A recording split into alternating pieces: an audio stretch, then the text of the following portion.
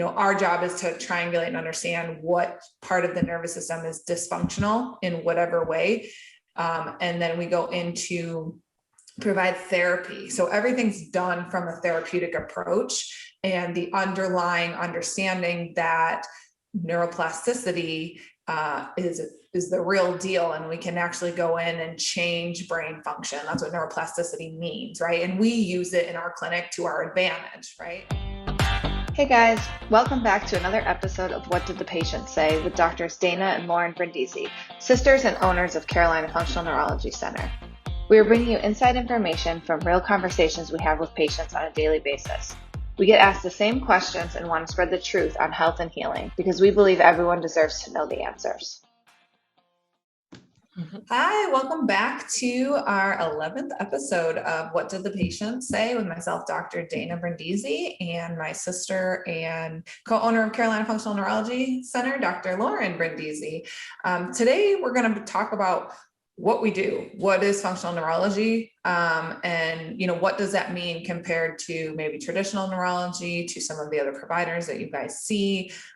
What does treatment look like, and kind of what our treatment plans are, and things like that. We get a lot of questions about that on our social media accounts. We get a lot of questions about that even when people are calling our office and asking about, can I have a consultation? So we want to just fill everybody in on exactly what it is that we do on a day-to-day basis and how we help our patients. Yeah. So, I feel like, like you said, we go over this a lot, especially conversations with patients, calling, inquiring, if they think that our services, might be a right fit or not. So I usually ask people, how familiar are you with functional neurology, with functional medicine, or just, functional healthcare in general. And then I usually start to explain, we're functional neurologists. We are doctors of chiropractic. That is our doctoral training, but our postdoctoral training is in clinical neuroscience. So a lot of what we do in-house is brain-based rehab. So when patients come in for an exam, what we're actually doing is we're running several diagnostics that look and evaluate the function of their brain. So you go get an MRI, right? We're really looking at a picture of the brain. There's not really one definitive diagnostic tool that's going to help us evaluate the function. And that's why we use several here in our office, along with a bedside neurological exam. And that looks a little bit different maybe than a traditional neurological exam, as we're not just saying, can you do this task or not do this task? Do you fit in this diagnostic box or not? But can you do these tasks? How well can you do these tasks? What does that mean for the areas of the brain that we're assessing when we ask you to do certain neurological tests? In our initial exam, our goal is really, how do we triangulate where for most people in the brain, sometimes in the peripheral nervous system, but most of the time we're dealing with central nervous system disorders, is how do we figure out where that area dysfunction is, which might be different for two people coming in with the exact same diagnosis. And that really, right, I feel like that goes for functional healthcare in general. Of course, diagnosing is an important piece to any form of healthcare, but it's not the only component. So with functional healthcare in general, right, we're really trying to evaluate patients for their individuality and what's going on with their physiology, so that we can customize treatment plans that are really individualized for each patient. Dr. Dana, you want to tell us a little bit more about, okay, so if we do that, what does treatment look like? Yeah, what does that mean? I think another thing to kind of note, because, we do get this question a lot, is I don't understand how chiropractic adjustment is going to help my brain, because when we tell people we're chiropractors, but just so that the world understands, you don't have to be a chiropractor to be a functional neurologist. You have to have a doctorate. So doctors of physical therapy, medical doctors, doctors of osteopathy, NDs, all of these other providers can also do postgraduate work and become a functional neurologist. So I just want to kind of throw that out there, because a lot of people get very confused when they hear chiropractic and then, okay, but they're treating my brain. So what we do in our clinics is not what most people think of as traditional chiropractic care. So we're not necessarily saying, for your dizziness, we're going to come in and snap, crackle, pop your low back and your dizziness is going to go away. That's not really what we do, right? So Dr. Lauren was kind of saying, our job is to triangulate and understand what part of the nervous system is dysfunctional in whatever way. And then we go into provide therapy. So everything's done from a therapeutic approach, and the underlying understanding that neuroplasticity is the real deal, and we can actually go in and change brain function. That's what neuroplasticity means, right? And we use it in our clinic to our advantage, right? And there are, maybe we could do another post about how neuroplasticity can be really good for you, but it can also not be good for you if it's not applied in the right way, or if you don't feel well, right? Your brain becomes very good at not feeling well, and kind of running on those deficient pathways. But when we go in to do treatment, and I always tell people that call us, if you're interested in functional neurology, if you're interested in coming to one of our clinics, go to our website, because we have an amazing video up there. And it's easier to see it than hear it, because it is something that is not necessarily mainstream that everybody understands. So when you see what some of the therapy looks like, when you see what some of the exam and diagnostic tools look like, it makes it more comprehensible. But to try and kind of explain, right? So Dr. Lauren said, we are evaluating you to understand where the dysfunction is in your brain. And we're doing that through a couple different mechanisms, right? We're doing full autonomic assessments. We're looking at eye movements. We're looking at balance centers. We're looking at neural timing mechanisms. We're doing a full bedside neurological exam to break the brain down into its different parts and pathways.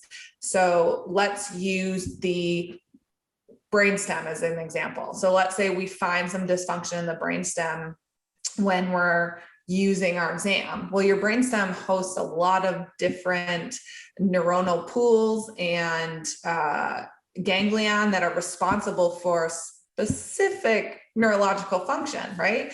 So we use that to our advantage, because we understand that if we stimulate these areas of the brain in certain ways using maybe eye movements, right? So some person may need to do eye movements in the vertical plane because we find that the top part of their brainstem is maybe more dysfunctional. And when we go in to do that, we can actually activate the brainstem in a specific way for that specific patient that's going to be helpful for them, create positive neuroplasticity, and make a change in their symptoms.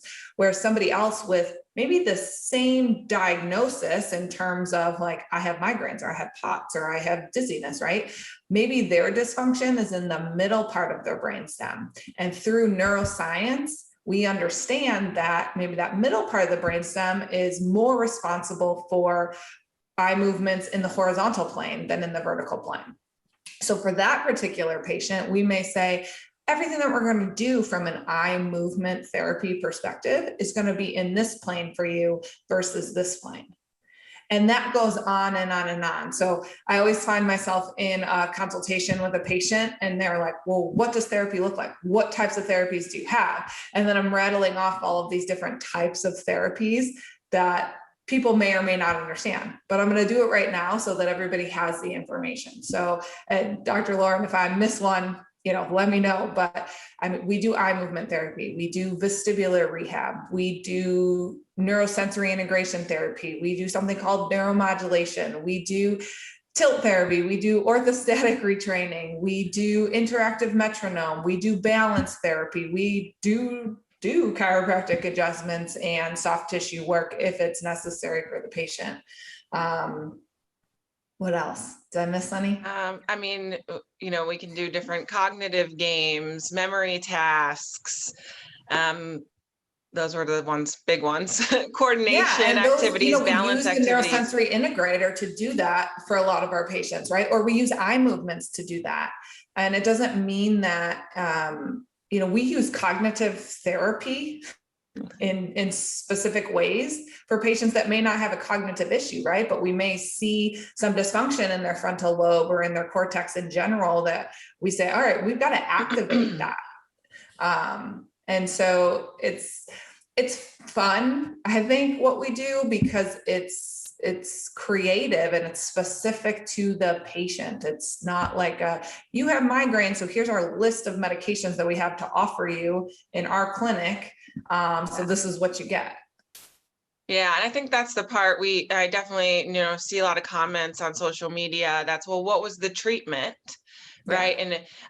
And to no fault of anybody, I mean, all of us have kind of been trained in our understanding of healthcare is like diagnosis first, and then, what does all the research say about specific treatments for that diagnosis? Mm-hmm. And this is just a little bit of a different way to look at healthcare and the treatment of different conditions, because it's not necessary. We can kind of speak in generalities. Okay, here are the things that we often may do for patients with POTS, or here's some things we might often do for patients who come in with vertigo. But it's not cookie cutter, and it doesn't usually look exactly the same per person, because it's all about using different sensory systems to activate specific brain regions. So like Dr. Dana said, we're going to pile on a variety of therapies, all with the idea in mind that for this patient, we might want to activate the right pontomedullary region, or for the next person, we might need to activate the left cerebellum. So treatment can look very, very different. Because we're not treating the diagnosis, right? Like you said, the diagnosis is important, but we're not saying, okay, you've got this sticker on your back, so this is what you get. Because everybody's body's different, everybody's brain is different. So even though the end result in terms of the symptoms that you have might be the same, how you got there might be different than somebody else. And I missed a couple of big ones. We do hyperbaric oxygen therapy. We do beamer therapy. We do red light and infrared light therapy.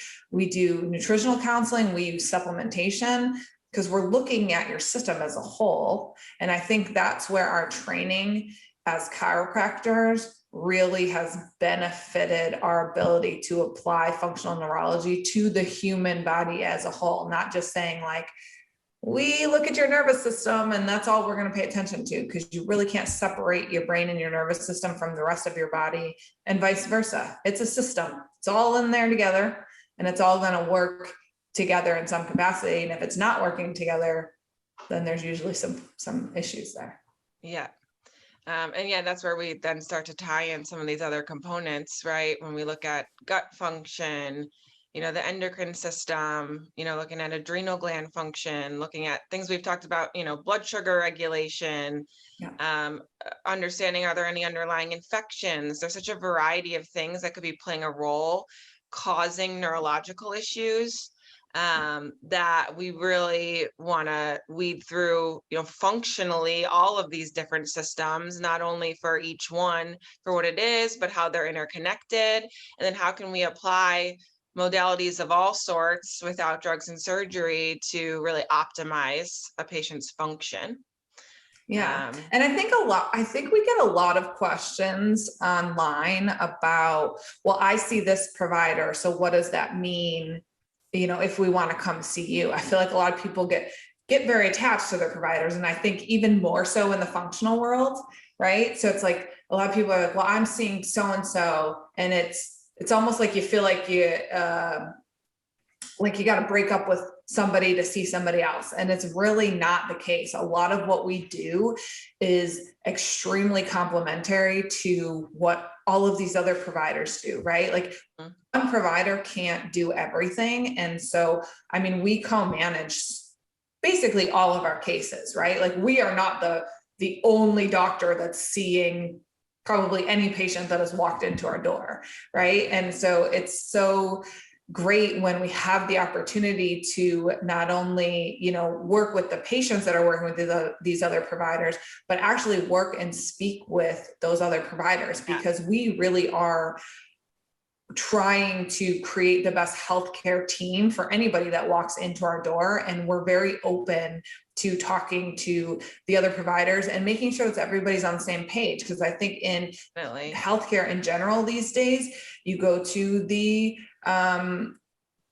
specialist for your kidneys, the specialist for your heart, the specialist for your GI system, your primary care, and the list goes on, and then nobody is talking to each other. But in really, to the patient to benefit the best is going to be to have multiple providers, because everybody cannot do everything, and then have those providers be willing to work together for you as the patient. Yeah, definitely a collaborative effort. And it's nice when you get the opportunity to get on the phone with other providers and learn about what they do. That opens up, I feel like every time I get on the phone with a new provider from a patient, I'm so grateful that I had the opportunity to learn about what they do, so that I know what their niche is, and if I need somebody in that area, we keep growing that list of providers that can be of benefit to the types of patients that we're seeing. And it gets really fun and exciting. I feel like when we can provide a more collaborative effort, I mean, that's really what all of us need as patients. Yep. Yeah, for sure. Well, I hope that this cleared up maybe some questions, because again, we get a lot of them. Maybe this will be when we keep getting them, we'll just send them this video. Listen to this. And go, like Dr. Dana said, if this still isn't really making sense, go to our website, watch the video.